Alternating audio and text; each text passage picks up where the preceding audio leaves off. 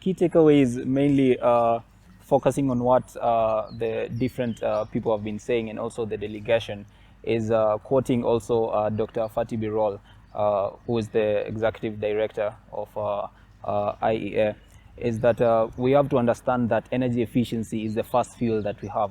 As much as we want to explore other sources and even continue building on renewable energy, we should understand that there are practices we have to build around energy efficiency, because that's what we have with also the energy sources that we have currently.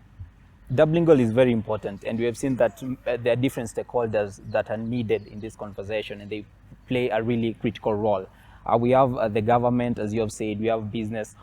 What is needed is collaborations between all these stakeholders, because even for me as a recent graduate, there also need to be a capacity building. So this goes back to the policies that need to be there to enforce the education system in order to understand that what are these engineering practices that are there that can able to be implemented by us, and that is also being pushed by the government, private stakeholders, and even the civil society organizations.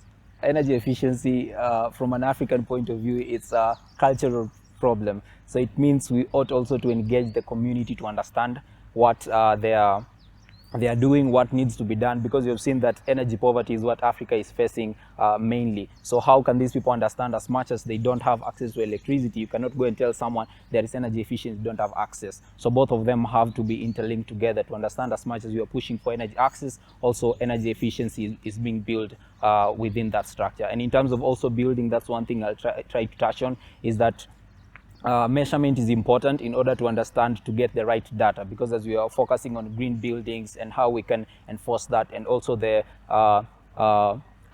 buildings that are already there, how can we ensure that they go with the standards that are there, the building codes that are there. And I believe that's very important for the community to be engaged. So it needs advocacy, and that's why the youth are mainly being involved in this conversation of energy efficiency is very important, to make sure that they champion for energy efficiency, the best practices that are out there, and also to build that community for people to understand that there are things they can do. Even small things like your appliances that you have in your house, be it the fridge, the small practices, they really go a long way in this conversation.